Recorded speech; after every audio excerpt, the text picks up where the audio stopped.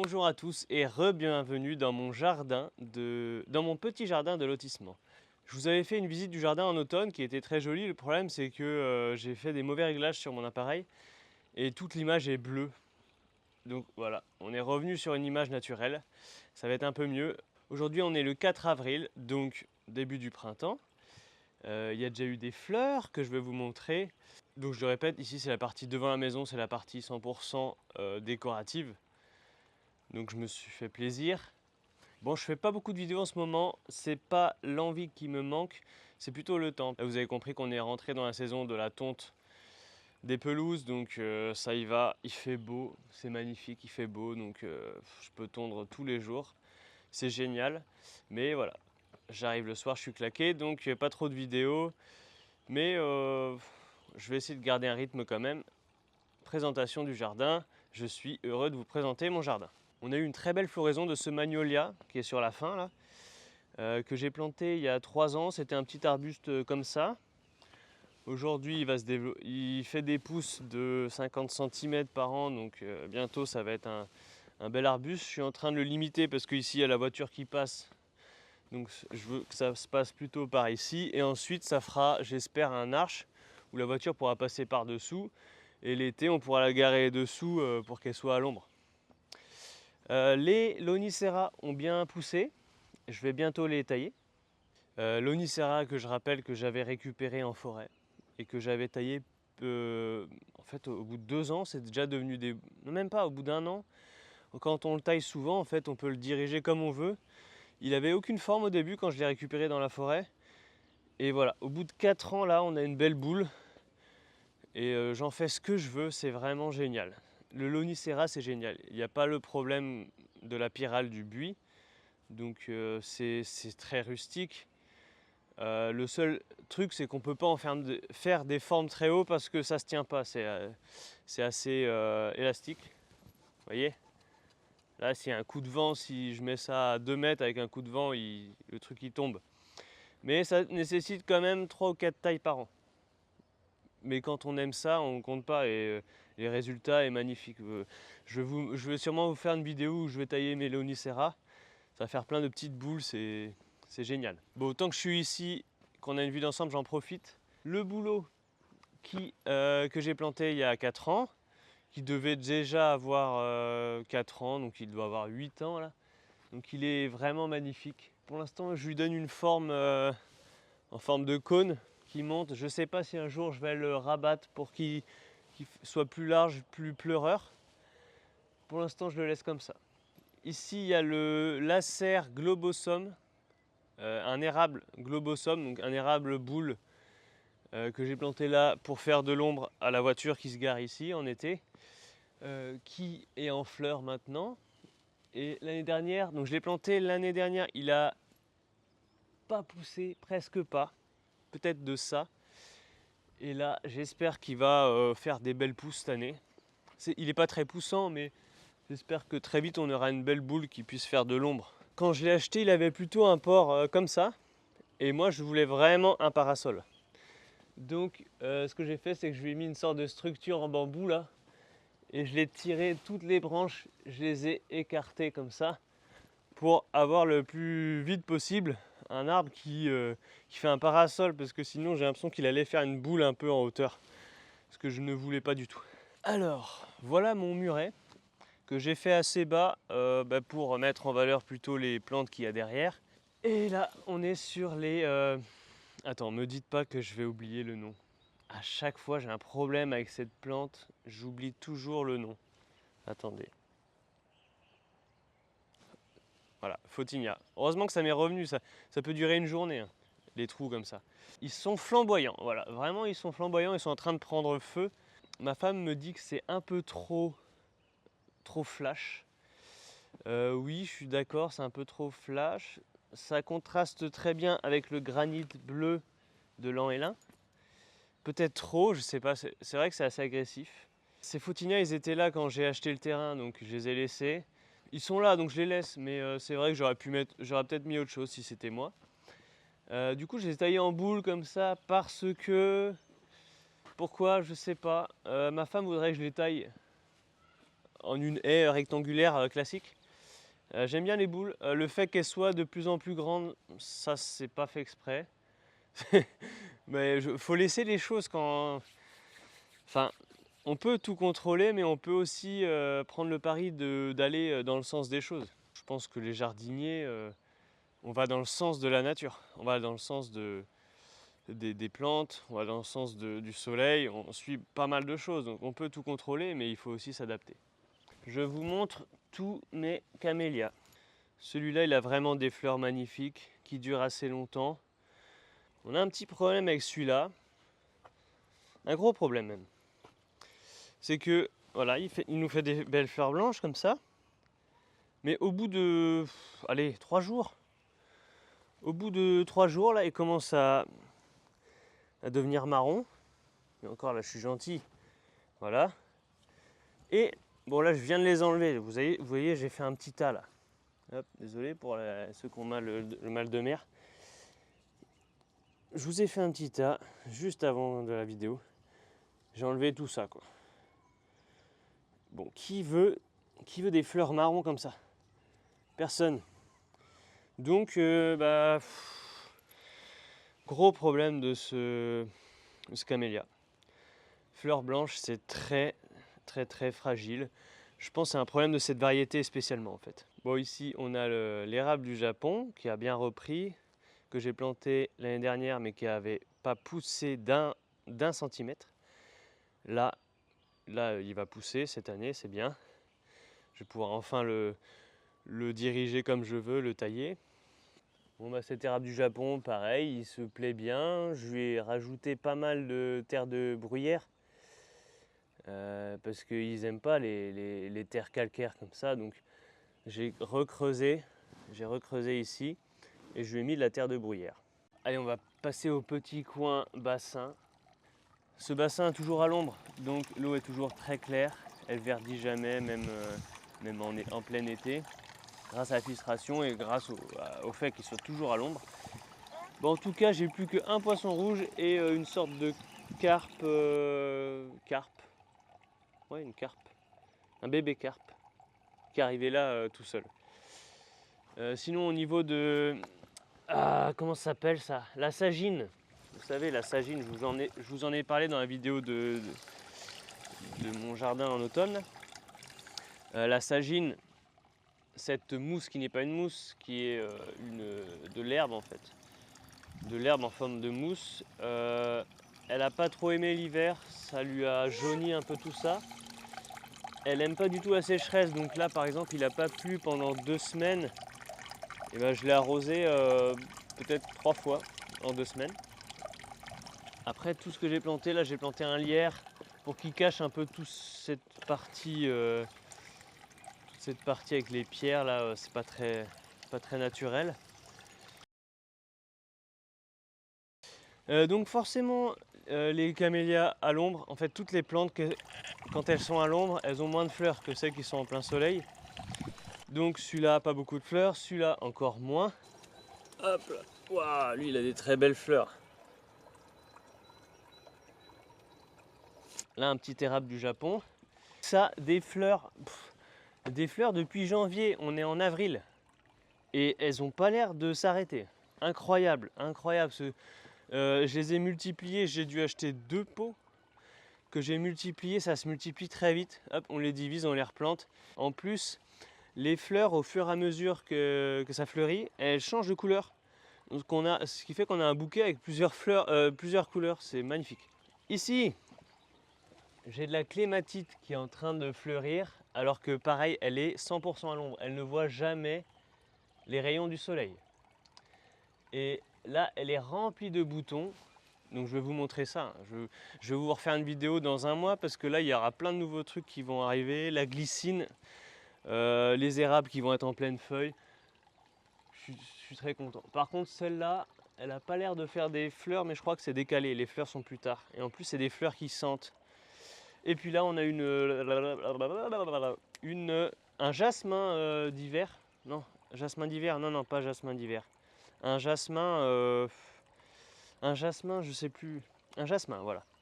Donc qui va couvrir tout ça et ça va être sympa. Et puis j'en finis sur l'avant de la maison. Vous voyez, c'est un petit jardin. Attends, je vais vous dire combien de mètres carrés. 1, 2. Bon, je viens de calculer la surface du jardin. Il fait 8 par 8. Désolé, je connais plus mes tables de multiplication. 8 fois 8. 64. Donc là, on est sur un jardin de 64 mètres carrés. Vous avez vu, on peut quand même se faire plaisir. Et c'est pas fini puisqu'il y a toute la façade. Il y a les géraniums en pot que j'ai plantés, que je vais bientôt mettre de l'engrais pour géranium. Quand vous voyez des jardinières avec des géraniums qui débordent avec des fleurs dans tous les sens, vous inquiétez pas, c'est qu'il y a de l'engrais. Ok? Donc moi j'ai aucun scrupule à mettre un maximum d'engrais pour avoir un maximum de fleurs. Ici on a les azalées là et là qui commencent tranquillement à faire des fleurs. Tout le long j'ai planté des géraniums. L'avantage des géraniums c'est que vous avez des fleurs de avril jusqu'à l'automne, la fin de l'automne en fait. Tant que ça gèle pas, ça fait des fleurs. Voilà. Donc les mamies qui mettent des géraniums, c'est pas parce que c'est des mamies, c'est parce que ça fait des fleurs toute l'année. Enfin, ça fait des fleurs toute la belle saison. Donc, inspirez-vous de ce qui marche. Regardez ce qu'il y a dans les jardins des mamies. Et arrêtez de dire oui, c'est un style de mamie. On sera tous des mamies un jour. Enfin, pas moi, mais oh, il y a un chien. Bonjour madame. je parle de mamie et il y a une mamie qui arrive. C'est génial. Bon, on va passer au rosier. Donc ça, c'est un pierre de ronsard. Je l'ai taillé pour qu'il fasse beaucoup de branches ici. Et ensuite, celle-là, je vais l'amener pour qu'elle fasse le tour de la porte, quoi, que ça fasse une arche de fleurs. Et bien sûr, ici, on a la glycine qui nous fait plein de boutons à fleurs. Et cette glycine, elle va dégringoler comme ça. Donc ça, c'est pareil, je vais vous refaire une vidéo pour vous montrer ça parce que c'est juste magnifique. Voilà, c'est fini pour la partie avant. Pour la partie derrière, je vous reprends cet après-midi parce que pour l'instant, elle est à l'ombre. Tout à l'heure. Bon, allez, il est 11h30. Le soleil commence à éclairer tout ce que je vous montrais. Donc, on est parti. Ici, c'est la partie privée du jardin. C'est surtout la partie où il y a les enfants. Donc, beaucoup de pelouse. Mais quand même, j'ai pas pu m'empêcher de planter des jolies fleurs. Bon, ici, c'est la partie où il y a des enfants. C'est-à-dire que tout doit être protégé. Le moindre truc qui n'est pas protégé, ça saute, ça disparaît, ça se casse, ça s'arrache, ça se... Ouais. Donc tout est protégé par ces petits trucs-là. Vous voyez que le printemps est encore jeune puisque ma haie de charme n'a pas encore de feuilles, mais ça commence à débourrer. Bon bah c'est parti, je vais vous montrer petit à petit. Alors oui Panache, oui t'es beau, bah tu voulais être sur la vidéo, bah voilà, t'as réussi. Ici j'ai fait une petite mini serre. Mini serre bon pour l'instant il y a des salades. Hop, vous allez voir. Il y a des salades, il y a du persil, j'ai semé du persil et de la coriandre. Et de l'aneth que je vois là. Persil, coriandre, aneth. Ce que je mange à peu près tout l'été. Il y aura du basilic qui va arriver quand j'aurai récolté les salades. Voilà, je vous montre. Ça me permet... J'ai fait les petits trous d'aération. Parce que sinon ça peut pourrir là-dedans.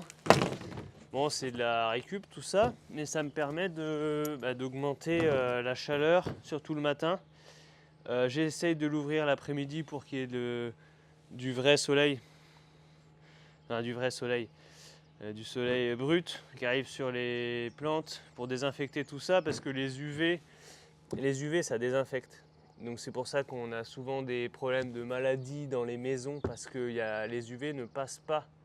Il me semble que les UV ne passent pas à travers ça. Je crois pas. Bon, voilà ma petite serre. Moi ici j'ai mis un arbre de Judée parce que c'est un développement moyen. Que ça fait des fleurs et des fleurs magnifiques qui sont tout le long des branches, c'est trop drôle. Et des feuilles assez sympas, un feuillage un peu en forme de cœur. et qui va surtout me faire de l'ombre à partir de midi 13h jusqu'à ce que le soleil soit là, quoi. De l'ombre sur la terrasse parce que l'été on a chaud par manque d'ombre. Bon, ensuite ici il y a des framboisiers il y a des framboisiers qui ont déjà des fleurs en fait. Voilà. Donc ça va partir assez vite en framboise, c'est cool. Oula, on voit plus rien. Ça c'est du Troène qui me cache du voisin parce qu'on est très bien quand on est dans son petit chez-soi, intime. Cassis, Casseille qui cette année va être rempli de casseilles, comme vous le voyez là. Tout ça, c'est futurs fruits. Et vous pouvez être sûr que si j'avais pas mis ce grillage, il n'existerait même pas ce casseille. Parce qu'avec le chien et les enfants, le chien est moins pire que les enfants. Ensuite, là, c'est 100% fleurs ici.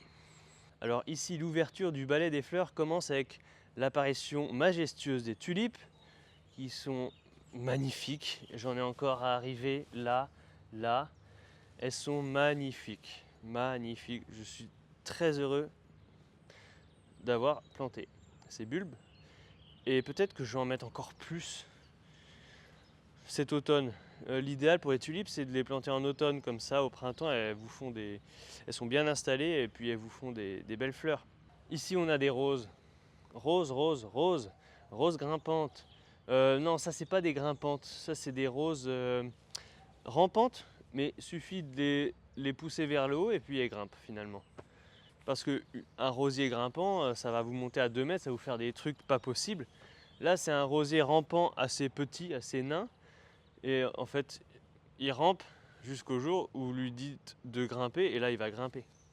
Derrière, il y a les élébores qui sont bien à l'ombre ici, donc qui vont se ressemer, voilà, comme je vous ai montré dans la vidéo précédente. Et la haie de charme, que pour l'instant, qui ne ressemble à rien du tout, mais qui dans 2 mois, vous allez voir la surprise, prochaine vidéo dans 1 mois et demi, 2 mois, vous allez voir, ça va tout changer. Et puis ici, j'ai planté plein de bulbes d'Ulysse. Je veux voir des belles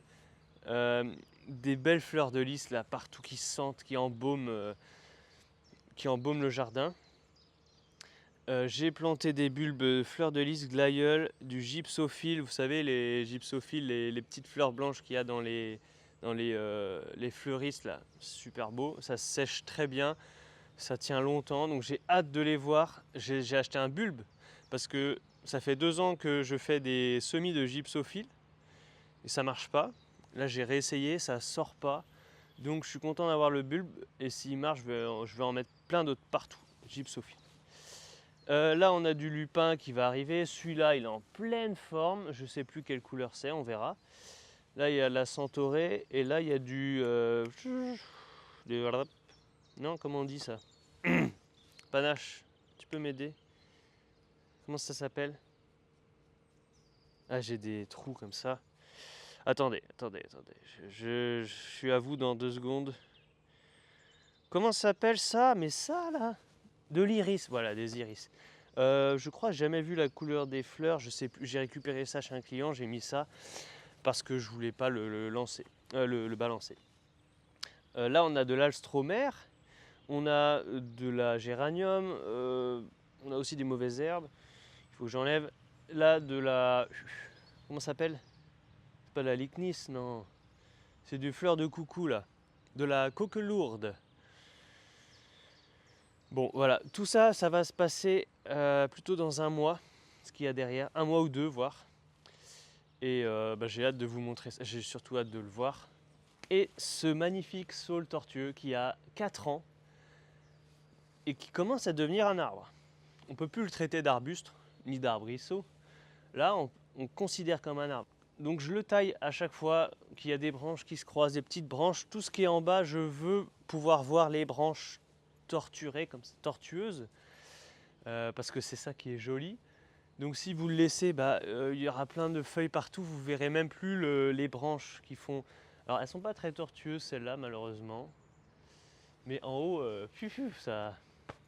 En haut, c'est des vrais anacondas, les trucs. Bon, je vous avais pas montré ça parce que je suis pas très fier. À la base, j'avais essayé de faire un truc en bambou. J'avais fendu les bambous en 3-4. Et en fait, j'avais essayé avec un chalumeau de les chauffer pour les tordre. Et en fait, ça fait pas des beaux arrondis. Même en les chauffant, les bambous, ils font clac, comme ça. J'ai tout enlevé. Et l'après-midi, je suis allé me promener dans une forêt avec des tuyas, des arbres de tuyas de 30 mètres. Et le tuya, c'est élastique, donc j'ai pu faire des belles courbes. Donc pour l'instant, je laisse. C'est pas super joli, mais parce que si je mets ça, vous doutez, c'est pour protéger. J'ai mis des bulbes de glaïeul. Et sans ça, je ne verrai jamais la couleur des glaïeuls, tout simplement.